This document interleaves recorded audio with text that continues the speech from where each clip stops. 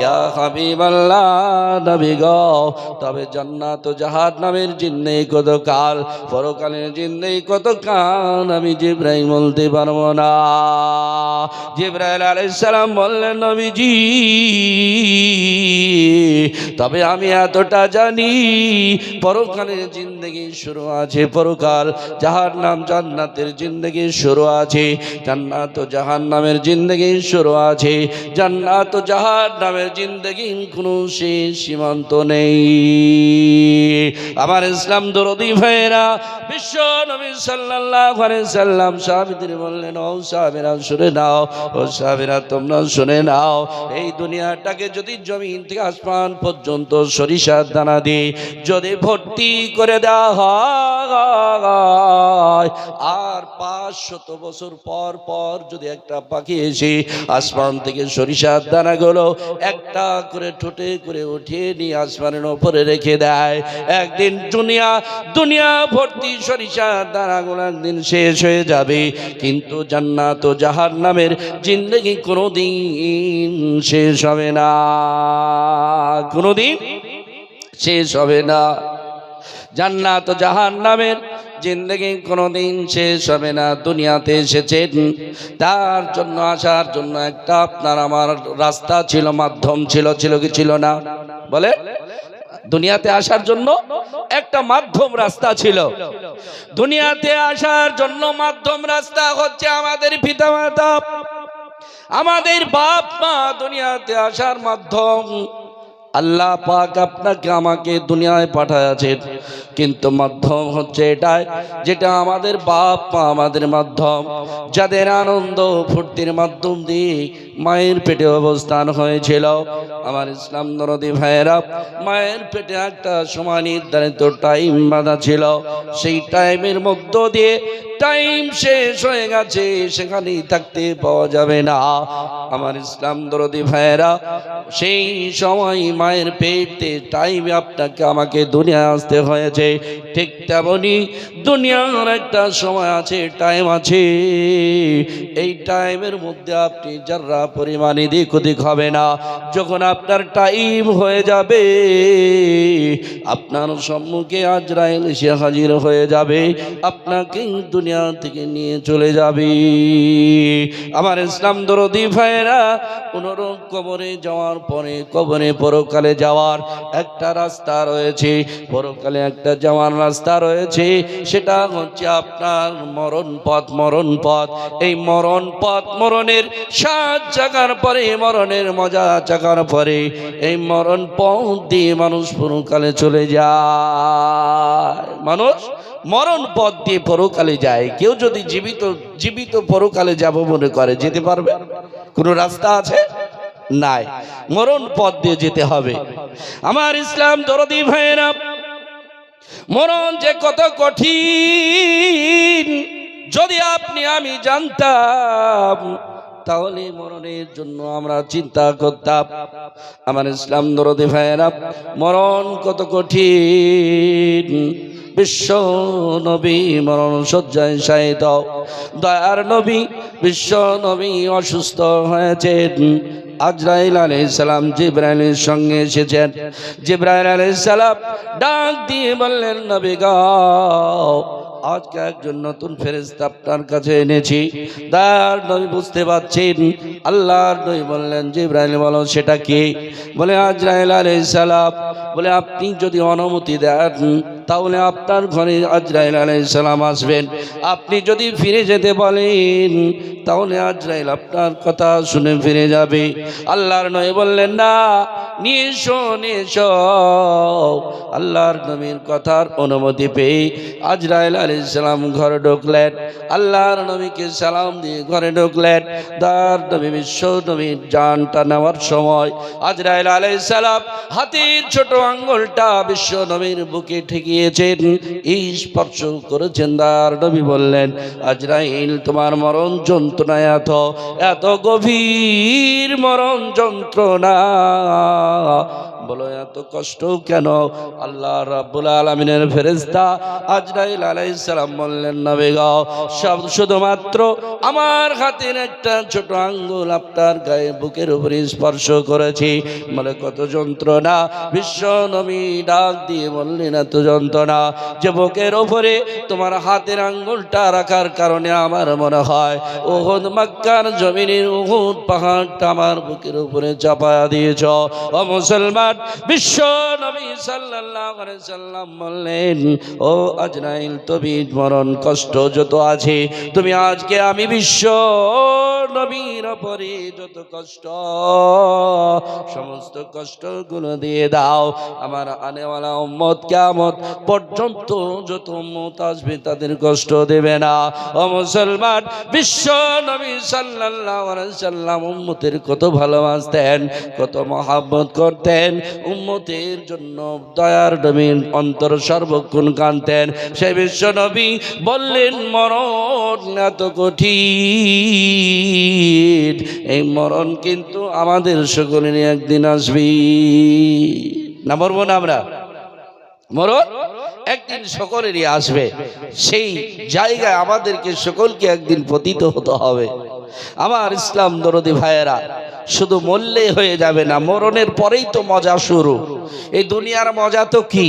দুনিয়ার মজা এ তো ক্ষণস্থায়ী জিন্দেগি, সামান্য একটু মজা, 2-5 মিনিট, 10 মিনিট, 1 ঘন্টা, 1 মাস, 2 মাস, 6 মাসের মজা। তারপরে মানুষ সুস্থ থেকে অসুস্থ হয়ে যায়, যায় কি যায় না? অনেক টাকা থাকে, টাকা থেকে 2-5 বছর, 10 বছর, 20 বছর চলার পর টাকা গেলা কোন দিকে উড়িয়ে যায়, নষ্ট হয়ে যায়, আবারও কারো কাছে চলে যায়, যায় কি যায় না? তাহলে দুনিয়ার ক্ষণস্থায়ী জিন্দেগির সামান্য একটু আনন্দ আর সামান্য একটু উল্লাস, কিন্তু মজা তো লাগবে পরকালে। মজা লাগবে কোথায়? পরকালে। ওখান থেকেই মজা শুরু। এই দুনিয়াটা একটা আপনার স্টেশন। কি দুনিয়াটা? একটা স্টেশন, একটা প্ল্যাটফর্মে একটা ট্রেন চলে আসলো। যারা আরামের বিছানায় ঘুমাচ্ছিল, যারা আরামের সিটে বসেছিল এসি রুমের মধ্যে, তারা আরামের সিটটা ছেড়ে দিয়ে তারা স্টেশনে নেমে বসে গেল খড়খড়ে জায়গায়। কোথায়? খড়খড়ে জায়গায়। আর যারা খড়খড়ে জায়গায় বসেছিল স্টেশনে, সেই নরম এসি রুমে চেপে গেল। এটা একটা স্টেশন। বিশ্ব নবী সাল্লাল্লাহু আলাইহি সাল্লাম দুপুর বেলায় আরাম করছেন। সাহাবায়ে কেরাম রাদিয়াল্লাহু তাআলা আলাইহিম আজমাইন কয়েকজন সাহাবী বিশ্ব নবীর খেদমতে গেলেন। দার নবী ঘুম, তিনি আরাম থেকে উঠলেন। দার নবী উঠে বসলেন। আল্লাহর নবীর পিঠে বিছানার দাগ পড়ে গেছে। সাহাবায়ে কেরাম বললেন, নবী গো, আপনি দুনিয়ার বাদশা এবং ও দুনিয়ার বাদশা, আপনি যদি বলেন আপনার জন্য একটা নরম বিছানার আমরা ব্যবস্থা করে দেই। দার নবী বললেন, ও সাহাবায়ে কেরাম, আমার নরম বিছানার প্রয়োজন নয়। ও সাহাবায়ে কেরাম, আমার একটা গদির প্রয়োজন নাই। আল্লাহর নবী বললেন, ও সাহাবায়ে কেরাম, বলো, একটা মানুষ যদি দেশ ছেড়ে বিদেশে যায় কয়েকদিন, কয়েক মাস, কয়েক বছরের জন্য, আর এই মানুষটা পথ চলতে চলতে, রাস্তা চলতে চলতে যদি এই মানুষটা ক্লান্ত হয়ে যায়, মানুষটা এলে যায় গাছতলা বাসতলা স্টেশনে বসে যায়, তাহলে বলো এই মানুষটা সেই গাছতলা বাসতলায় সেইখানে যদি বসে যাওয়ার পর তার নিদ্রা আসে, তার ঘুম চলে আসে, তাহলে কি ওই মানুষটার সেখানে কোনো গাদলা গদির ব্যবস্থা থাকে? সাহাবায়ে কেরাম বললেন, নবী গো, সেখানে কোনো গাদলা গদির ব্যবস্থা থাকে না। আল্লাহর নবী বললেন, কেন থাকে না? বলে, ইয়া রাসূলুল্লাহ, ইয়া হাবিবাল্লাহ, সেখানে ওই ব্যক্তি 1 দিন, 2 দিন, 3 দিন, 4 দিন, ওই ব্যক্তি 1 মাস, 2 মাস, 6 মাসের জন্য গিয়েছে, আর ওই ব্যক্তি গাছতলা বাসতলা চলতে চলতে ক্লান্ত হয়ে গিয়ে বসে গিয়েছে, তাই তার সেখানে নিদ্রা চলে এসেছে, ঘুম চলে এসেছে। ওখানে কোনো গাদলা গদির ব্যবস্থা থাকে না, কারণ ওই জায়গায় সে অবস্থান করবে না। বিশ্বনবী বললেন, সাহাবায়ে কেরাম শুনে রেখে দাও, দুনিয়াটা ঠিক তেমনই, দুনিয়াটা ঠিক তেমনই। এটা একটা স্টেশন, এটা একটা গাছতলা, এটা একটা বাসতলা। চলতে চলতে তুমি কর্ম করতে করতে যখন এলে যাবে, ক্লান্ত হয়ে যাবে, তখন তুমি যদি ঘুমিয়ে যাও, তাহলে তুমি সেখানে তোমার গাদনাকুদের কি প্রয়োজন, কি দরকার বলো? কারণ এখান থেকে তো তোমার যাওয়ার নির্ধারিত সময় আছে, তবে কখন তোমার কোন টাইমে তোমাকে চলে যেতে হবে সেটা কিন্তু জানা নাই। একটা গাড়ির টাইম জানা থাকে, একটা প্লেনের টাইম জানা থাকে, একটা ট্রেনের টাইম জানা থাকে, কিন্তু বান্দা তুমি দুনিয়াতে এসেছো, চলে যাবে, কখন যাবে সেটা তোমার কিন্তু টাইম তোমার জানা নেই। তোমার কোনো টাইম জানা নেই। এনি টাইম তোমাকে রেডি হয়ে থাকতে হবে, এনি টাইম তোমাকে রেডি হয়ে থাকতে হবে। কারণ এটা একটা চাইনা মাল। বলে কেমন? মরণ, এই মানুষের জীবনটা একটা চাইনা মাল। চাইনা মানে দরকার নেই, চাইনা মানে দরকার নেই, প্রয়োজন নেই। চাইনা মাল, দোকানে আপনি চাইনা মাল খুব চলছে, চাইনা কোম্পানির মাল ধরেন, এটা একটা কোম্পানি খুব চলছে, দোকানদারকে বলছেন যে এই চাইনা মালটা কেমন হবে, বলো খুব সুন্দর, ভালো সার্ভিস দিচ্ছে। তো বলো ভাই গ্যারেন্টি? না, হয় আমার হাত থেকে আপনার হাতে দিলে যদি নষ্ট হয়ে যায় আমি আর দায়িত্ব নিব না, এটা চাইনা মাল। তো আপনার আমার জীবনটা চাইনা মাল, কখন যে চলে যাবে এর গ্যারেন্টি নাই। নিঃশ্বাসটা বেরিয়ে গেছে, ঢুকবে কি আর গ্যারেন্টি নেই, কিন্তু নিঃশ্বাসটা ঢুকেছে, বাড়াবে গ্যারেন্টি আছে। নিঃশ্বাস ঢুকেছে, বাড়াবে এর গ্যারেন্টি আছে। নিঃশ্বাসটা একটা ফুল্লা, এই ছেলেপেলে ফুল্লা খেলে না, ফুল্লা, এই ফুল্লাগুলো বেলুনগুলো নিয়ে বেড়ায়, তো এই বেলুনে বাতাস দেওয়া হয়, এই বাতাসটা বেলুন থেকে বার হবে, তার গ্যারেন্টি আছে, থাকবে তার কি? বুঝতে পারেন আমার কথাটা? বেলুনটা এনি টাইম ফেটে যেতে পারে, বাস্ট হয়ে যেতে পারে, তো ঠিক তেমনই এটা একটা বেলুন। কি? এটা একটা বেলুন, বাতাসটা ঢুকলো, বেরোবে এর গ্যারেন্টি আছে, ফাটবে এর গ্যারেন্টি আছে, কিন্তু বাতাসটা থাকবে এর গ্যারেন্টি নেই। এটা একটা চায়না মাল। যার জন্য আমার ইসলাম দরদি ভাইয়েরা, মরণ আপনার জন্য, আমার জন্য, সকলের জন্য তথা যার জান আছে তার জন্য অপেক্ষা করছে। আল্লাহ পাক হুকুম দিতে দেরি, মরণ হতে দেরি হবে না, মরণ হতে দেরি হবে না। তাই কবি একটা গজলের মাধ্যম দিয়ে বলেছেন, মত নিদান কালে রে মন, মত নিদান কালে রে মন, দেখবে দু চোখ অন্ধকার। মত নিদান কালে রে মন, মত নিদান কালে রে মন, দেখবে দু চোখ অন্ধকার। ছাড়তে হবে এভাব সংসার, ছাড়তে হবে এভাব সংসার। মাটির বাড়ি মাটির ঘরে,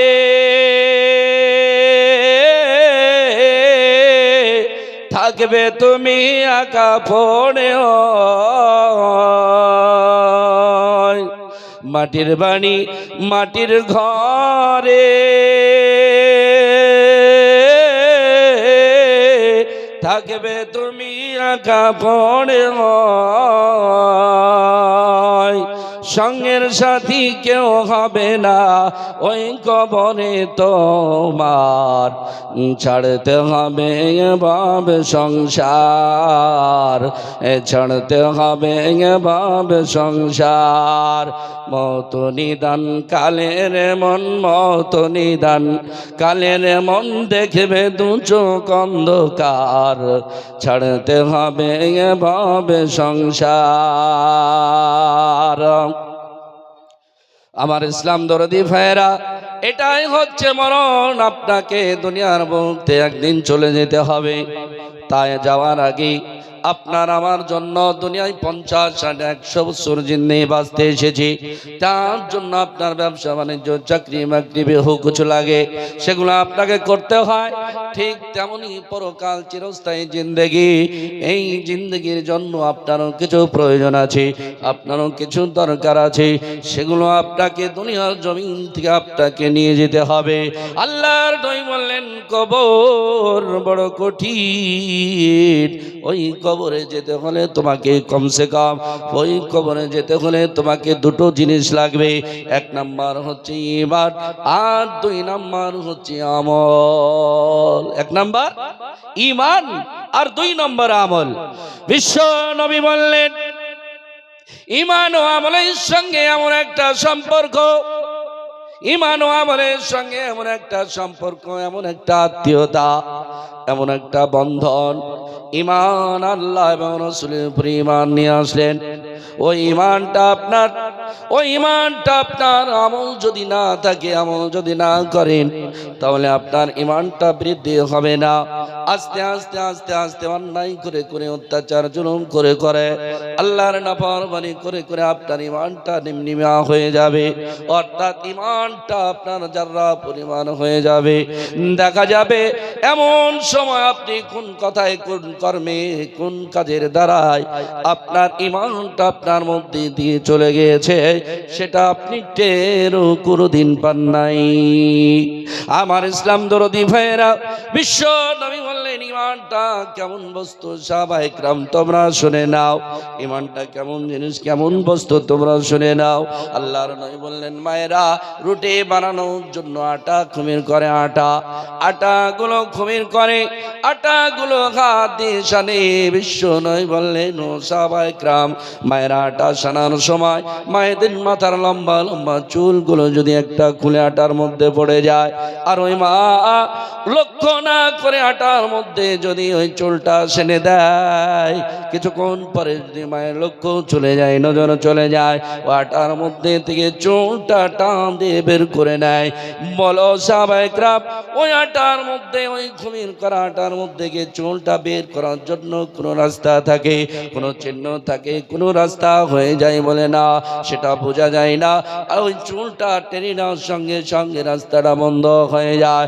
দয়ার নবী বললেন ও সাহাবায়ে কেরাম তোমরা শুনে রেখে দাও, ঠিক তেমনি তোমার মধ্যে ঈমান, এই ঈমানটা কোন কর্মের দ্বারায়, কোন কথার দ্বারায় কখন ঈমানটা চলে আছে তুমি নিজেও কখনো বুঝতে পারো না, কখনো বুঝতে পারো নাই। আগেকার মানুষ হারকিন জ্বালাতো, বাতি জ্বালাতো, মনে আছে? এখনকার ছেলেরা বলতে পারবে না, কারণ সব ইলেকট্রিক ব্যবস্থা, সব এমার্জেন্সি ব্যবস্থা, ইনভার্টার তৈরি হয়ে গেছে, বাতি ধরানো প্রয়োজন হয় না। আগেকার হ্যান্ডকিনগুলো প্রয়োজন হয় না। আগেকার হ্যান্ডকিনগুলো ধরাতো কেরোসিন তেল দিয়ে ধরাতো, বিভিন্ন রকমের তেল ব্যবহার করা হতো। যখন ওই বাতির মধ্যে, ওই হারকিনের মধ্যে তেল থাকতো না, আস্তে আস্তে আস্তে আস্তে আগুনটা নিভে যেত, বাতিটা নিভে যেত, হারকিনটা বন্ধ হয়ে যেত। আবারও তেল দিলে ওই হারকিনটায় আবারও আগুন দিলে আগুনটা থেকে যেত। বোঝা গেল আগুনটা বাতিতে যদি আপনাকে রাখতে হয়, তাহলে আপনাকে তেলটা যথা টাইমে আপনাকে যোগান দিতে হবে। আল্লাহ রাব্বুল আলামিন বললেন বান্দা ঠিক তেমনি ঈমান হচ্ছে একটা আগুন স্বরূপ। ঈমানটা তোমাকে দিয়ে দেওয়া হলো, এই ঈমানটা হচ্ছে একটা আগুন স্বরূপ। তুমি যতক্ষণ পর্যন্ত এর তেল ব্যবহার করবে, তেলটা সঠিক টাইমে দিবে, তখন তোমার ঈমানটা বেশি বেশি তোমার ঈমানটা বেড়ে যাবে। যদি তুমি তেল বন্ধ করে দাও, একদিন ওই আগুনটা অর্থাৎ ঈমানটা আস্তে আস্তে কমতে কমতে ঈমানটা নষ্ট হয়ে যাবে, ঈমানটা নষ্ট হয়ে যাবে। আমার ইসলাম দরদি ভাইয়েরা, ঈমানের সঙ্গে আর আমলের সঙ্গে এতটাই সম্পর্ক, এতটাই আত্মীয়তা, এতটাই আত্মীয়তা। যদি আপনি আমলবিহীন যদি ঈমান রাখেন, শুধু ওই ঈমানে আপনার কাজ হবে না, পূর্ণাঙ্গ কাজ হবে না। ঠিক তেমনি কোনো ব্যক্তির ঈমান নাই কিন্তু আমল আছে, ভালো আমল করে, ভালো কর্ম করে ওই ব্যক্তির কোনো কাজ হবে না। কারণ আপনি একটা দোকানে মাল আনতে গিয়েছেন, মাল দোকানদার হয় একটা কাগজের ঠোস করে দেবে অথবা একটা পলিথিন ক্যারির মধ্যে দেবে। আমার ইসলাম দরদি ভাইয়েরা, আমার ইসলাম দরদি মায়েরা, দোকানদার আপনাকে একটা পাত্রে ওই মালগুলো দেবে। আল্লাহ পাক বললেন, বান্দা ঠিক তেমনই ঈমানটা তোমার একটা পাত্র স্বরূপ। তুমি যদি আমল করো ওই আমলগুলো তোমার পাত্রের মধ্যে সংরক্ষণ হবে, ওই আমলগুলো তোমার পাত্রের মধ্যে দাঁড়িয়ে যাবে, তোমার আমলটা নষ্ট হবে না, নষ্ট হবে না। আমার ইসলাম দরদি ভাইয়েরা, এটাই হচ্ছে ঈমানের ক্ষমতা, এটাই হচ্ছে ঈমানের ক্ষমতা। আর ঈমান কত দামি! সারা পৃথিবীটা যদি বিক্রি করে দেওয়া হয়, সারা পৃথিবীটা যদি একদিকে দেওয়া হয়, এক জারনা পরিমাণ যদি ঈমান একদিকে দেওয়া হয়, ঈমানটা ভারী হয়ে যাবে। সারা পৃথিবীটা ঈমানের বদলায় বিক্রি হয়ে যাবে। আল্লাহ রাব্বুল আলামিন, আল্লাহ রাব্বুল আলামিনকে জিজ্ঞাসা করা হলো, আল্লাহ পাক বলুন আপনি সারা পৃথিবীটা কতদিন থাকবে? আল্লাহ পাক বললেন সারা পৃথিবীটা কতদিন পর্যন্ত থাকবে?